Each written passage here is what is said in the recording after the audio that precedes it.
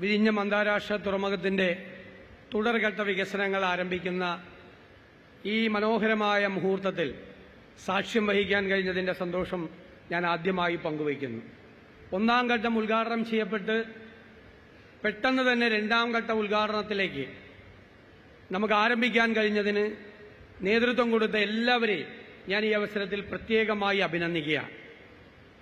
ഈ അവസരത്തിൽ നമുക്കറിയാം, ഒരു കാൽ നൂറ്റാണ്ട് കാലം നമ്മുടെ സ്വപ്നമായിരുന്നു വിഴിഞ്ഞം തുറമുഖം.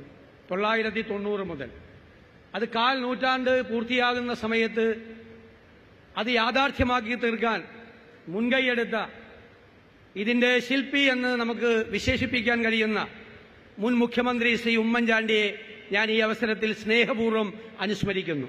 അദ്ദേഹത്തിന്റെ ഓർമ്മകൾക്ക് മുമ്പിൽ ഞാൻ ആദരവുകൾ അർപ്പിക്കുന്നു. നമുക്കറിയാം, 2014 ആരംഭിച്ച ഈ പദ്ധതി നമുക്ക് 2019 ഉദ്ഘാടനം ചെയ്യപ്പെടേണ്ടതായിരുന്നു. പക്ഷേ പല കാരണങ്ങളാൽ ഒന്നാം ഘട്ടം 5 വർഷം വൈകി 2024 നമ്മൾ ആരംഭിച്ചത്. അതുകൊണ്ട് തന്നെ ആ ഒരു വൈകൽ നമുക്ക് ഇനി എല്ലാ കാര്യങ്ങളും വേഗത്തിലാക്കി നമുക്ക് മുന്നോട്ട് കൊണ്ടുപോയാൽ മാത്രമേ ആ കുറവ് നമുക്ക് പരിഹരിക്കാൻ കഴിയുകയുള്ളൂ. അദാനി പോർട്ട് ഒരുപാട് സംസ്ഥാനങ്ങളിൽ ഇതുപോലുള്ള പോർട്ടുകൾ ആരംഭിച്ച് വിജയകരമായി മുന്നോട്ട് പോകുന്ന ഒരു സ്ഥാപനമാണ്. അവരുടെ ഈ രംഗത്തുള്ള വലിയ പരിചയം നമുക്ക് മുതൽക്കൂട്ടാക്കി മാറ്റാൻ കഴിയണം. അതേ അവസരത്തിൽ തന്നെ ഗവൺമെന്റിന് ചില ഒബ്ലിഗേഷൻസ് ഉണ്ട്. 2014 ഇത് ആരംഭിക്കുമ്പോൾ നമ്മുടെ ഗവൺമെന്റിന്റെ ഒരു ഒബ്ലിഗേഷൻ ഒരുപാടെണ്ണം. ഒന്ന്, 2019 തന്നെ ഒന്നാം ഘട്ടം പൂർത്തിയാകുമ്പോൾ റോഡ് ഔട്ട്റീച്ച് നമ്മൾ പൂർത്തിയാക്കുമെന്നായിരുന്നു നമ്മൾ പറഞ്ഞിരുന്നത്. നമുക്ക് ഇതുവരെ അത് പൂർത്തിയാക്കാൻ കഴിഞ്ഞിട്ടില്ല, 11 വർഷം കഴിഞ്ഞിട്ട്. ഒന്നാം ഘട്ടം 2019 പൂർത്തിയാകുമ്പോൾ റെയിൽ ഔട്ട്റീച്ച് നമ്മൾ പൂർത്തിയാക്കുമെന്നാണ് നമ്മൾ പറഞ്ഞിരുന്നത്. പക്ഷേ 5 വർഷം കൊണ്ട് പൂർത്തിയാക്കേണ്ടിയിരുന്ന റെയിൽ ഔട്ട്റീച്ച് 11 വർഷം കഴിഞ്ഞിട്ടും നമ്മൾ പൂർത്തിയാക്കിയില്ല.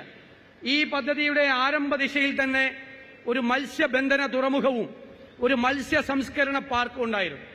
അത് ഈ പ്രദേശത്ത് എവിക്ട് ചെയ്യപ്പെട്ട മത്സ്യത്തൊഴിലാളികളെ കൂടി പ്രൊട്ടക്ട് ചെയ്യുന്നതിന് വേണ്ടിയിട്ടുള്ള ഒരു വലിയ പദ്ധതിയായിരുന്നു ഈ 2 പദ്ധതി. അത് നമുക്ക് ആരംഭിക്കാൻ നമുക്ക് കഴിഞ്ഞില്ല. അതോടൊപ്പം 5ാമത്തെ ഒരു പ്രോജക്റ്റ്, ഗവൺമെന്റിന്റെ ഒബ്ലിഗേഷൻ, ഒരു ഔട്ടർ റിംഗ് റോഡായിരുന്നു. ആ ഔട്ടർ റിംഗ് റോഡ് ആരംഭിക്കാൻ നമുക്ക് കഴിഞ്ഞിട്ടില്ല.